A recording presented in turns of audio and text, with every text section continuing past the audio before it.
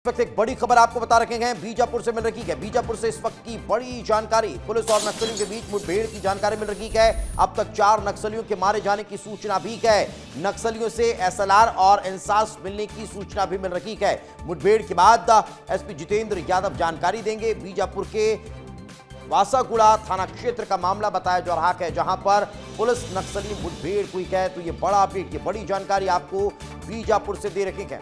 Police नक्सली मुठभेड़ को लेकर इस वक्त ये बड़ी जानकारी मिल रही है। जानकारी बताई जा रही है कि 4 नक्सलियों के मारे जाने की सूचना है, जिनसे भारी मात्रा में एसएलआर और इंसास मिलने का भी अपडेट मिल रहा है, जानकारी मिल रही है। इस वक्त हमारे सहयोगी युकेश हमारे साथ जुट गए हैं। युकेश, फिलहाल क्या ताजा अपडेट इस मुठभेड़ को लेकर? दीपेश, इस मुठभेड़ में अब तक के एसएलआर और इंसास राइफल मिलने की सूचना मिल रही है।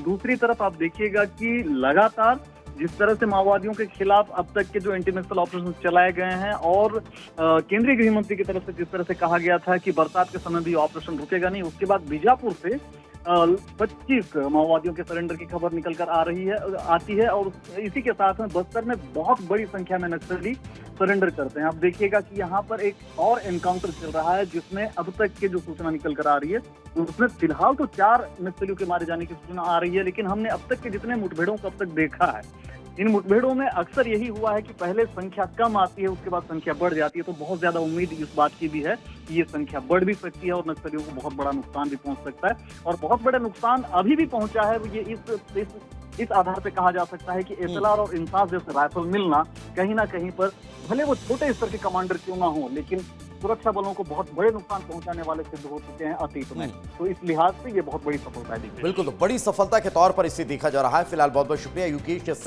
तमाम जानकारी के लिए, क्योंकि लगातार अब जो नक्सलियों के खिलाफ जवानों का ऑपरेशन देखने को मिल रहा है, ये ऑपरेशन लगातार आगे बढ़ रहा है और ये जानकारी निकलकर सामने आ रही है कि नुकसान नक्सलियों को एक बार फिर हुआ है। 4 नक्सलियों के मारे जाने की खबर है, इनसे इंसास राइफल बरामद हो चुकी है और अब ये बात स्पष्ट होती दिखाई दे रही है कि नक्सलवाद खात्मे की दिशा में नजर आता है।